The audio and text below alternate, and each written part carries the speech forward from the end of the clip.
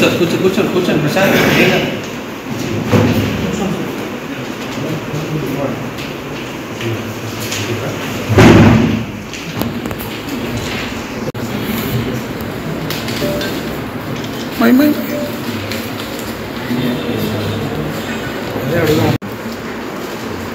ఇది temple of press meet పెట్టాను.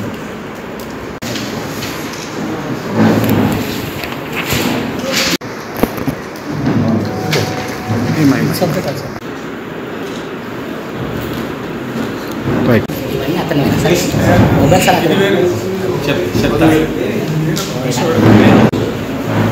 ఈరోజు ఇంకోటి భాగంగా 26/2/2020 రాజు రోజు కనకదుర్గమ్మ టెంపుల్ బొంగళూరు దగ్గర ఒక అమ్మవారి టెంపుల్కి సుమారు ఎర్లీ మార్నింగ్ టైంలో ఒక గుర్తు తెలియని వ్యక్తి వచ్చి ఒక చిన్న స్టిక్ ఒక కట్టె ద్వారా టెంపుల్ ఒక గ్రిల్కి వెళ్ళి అతని చేతి ద్వారా ఆ అమ్మవారి మెడలో ఉన్న 3 తులాల నెక్లెస్ 3 తులాల మంగళసూత్రాన్ని అతను ప్రాక్టికల్గా ఆ స్టిక్ ద్వారా తీయడం జరిగింది. ఆ స్టిక్ తీసి ఆ స్టిక్ ద్వారానే మళ్ళీ బయటికి తీసుకొని అక్కడి నుంచి వెళ్ళిపోవడం జరిగింది. 26/2 రోజు పైళ్ళ నరసింహారెడ్డి అని చెప్పేసి కంప్లైంట్ ఇక్కడనే ఉన్నారు, మన దగ్గరే ఉన్నారు. నరసింహారెడ్డి గారు కంప్లైంట్ ఇవ్వడం జరిగింది. అన్నీ వెరిఫై చేస్తేనంటే కనకదుర్గమ్మ టెంపుల్లో ఒక సీసీటీవీ కెమెరా ఉంది.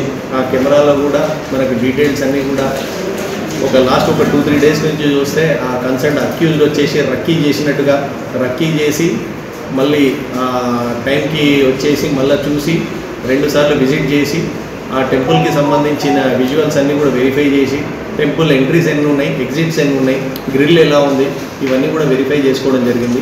ఇవన్నీ వెరిఫై చేసే క్రమంలో అతను 26th ఎర్లీ మార్నింగ్ రోజు ఈ దొంగతనానికి పాల్పడినట్టుగా గుర్తించడం. ఇటీ సమయంలో మా యొక్క ఎస్ఐ గారు బాలరాజు గారి పర్యవేక్షణలో మా crime team head constable Ramesh, constable Krishna, Upender Reddy constable, Ravinder, Giri Jandar వీళ్ళందరూ కలిసి ఒక టీం లాగా ఫామ్ అయ్యి బయట మీ మీడియా సహాయంతో బయట ఇట్లా టెంపుల్ అఫెన్స్కి సంబంధించిన లీడ్స్ ఏమైనా ఉన్నాయని అంటే ఆ టెంపుల్ మేనేజ్మెంట్ నరసింహారెడ్డి గారు కానీ వసంత గారు కానీ వీళ్ళు కూడా మాకు ఎంతో చొరవ తీసుకొని ఆ సీసీటీవీ ఫుటేజ్ అన్నీ కూడా వైరల్ చేసే క్రమంలో మాకు చాలా ఉపయోగపడ్డారు.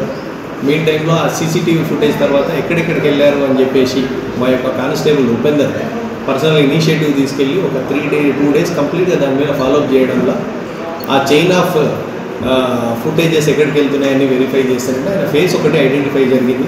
ఆ ఫేస్ అన్నీ కూడా మిగిలిన పోలీస్ స్టేషన్లకు వాటన్నిటికీ కూడా వైరల్ చేసి మేము దానిలో యొక్క ఎంఓ ఏంది అని చెప్పేసి వెరిఫై చేస్తే అతని పేరు వడ్డే పోషయ్య అలియాస్ కమరే పోషయ్య అలియాస్ రాజు రాజేశ్వరి. ఆయన నేటివ్ వచ్చేసి మానుపల్లి మండల్ సంగారెడ్డి, గుడ్డెర విలేజ్ అని చెప్పేసి సంగారెడ్డి దగ్గర మానుపల్లి మండల్ గ్రామస్తుడు. అతని యొక్క ఆచూకీ తెలిసింది. విషయానికి పోతానంటే మేము పోలీస్ వాళ్ళని కూడా నిర్ధారపోయే పరిస్థితి ఉంది. అతని పైన ఆల్మోస్ట్ 30 కేసులు ఉన్నాయి. ఈ 30 కేసులన్నీ కూడా టెంపుల్ అఫెన్స్కి సంబంధించిన కేసులే ఉన్నాయి. ఇతను ఏంటి అని అంటే టెంపుల్స్కి ఇతనికి అవినాభావ సంబంధం అనేటట్టుగా వెళ్ళి అతనికి కూడా దైవభక్తి ఉన్నట్టుగా వెళ్ళడం, పూజ చేయడం, దేవుడితో మాట్లాడినట్టుగా చేయడం, అమ్మవారికి ప్రామిస్ చేసి మళ్ళీ నేను 5 రోజుల్లో వచ్చేసి నీ దగ్గర ఈ మంగళసూత్రం తీసుకొని పోవడం, ఇవన్నీ కూడా మాట్లాడే ఎన్విరాన్మెంట్ ఇది ఒక డిఫరెంట్ ఎమో. ఇవన్నీ కూడా అతని కన్ఫెషన్లో ఇలా నిర్ధారించే క్రమంలో వీళ్ళు ఇంత టెంపుల్ని రక్కీ చేసే విధానం కానీ ఇవన్నీ కూడా మాకు తెలిసింది. ఇవన్నీ కూడా కన్ఫెషన్లో వెరిఫై చేసి ఇటు బంగారం ఏముందంటే మాకు ఇంటాక్ట్గా ఆ మంగళసూత్రం అంది కూడా వెరిఫై చేయడం జరిగింది. ఇంతకుముందు ఆయన నేరాలకు పాల్పడిన విధానాలన్నీ కూడా చూస్తే అన్నీ కూడా టెంపుల్కి సంబంధించినవి అని ఇటు దానిలో పిఎస్ మహాంకాళి పోలీస్ స్టేషన్లో ఒక 5 కేసులు, బోయినపల్లిలో 1 కేసు, హుమాయూన్ నగర్లో 1 కేసు, చాదర్ఘాట్లో 1 కేసు, చందానగర్ పిఎస్లో 2, చాదర్ఘాట్ పిఎస్లో 3, ముషీరాబాద్లో 2, గాంధీనగర్లో 3, పంజాగుట్ట బంజారా హిల్స్లో కూడా ఇతను టెంపుల్స్లో దొంగతనం చేసినట్టుగా ఇతను లాస్ట్ వరంగల్కి వెళ్ళి కూడా పోయిన లాస్ట్ మంత్లో రిమాండ్ అయినట్టుగా రిమాండ్ అయ్యి వచ్చి వెంటనే మన బొంగళూరు దగ్గరికి వచ్చి ఈ అఫెన్స్ పాల్పడినట్టుగా ఉంది.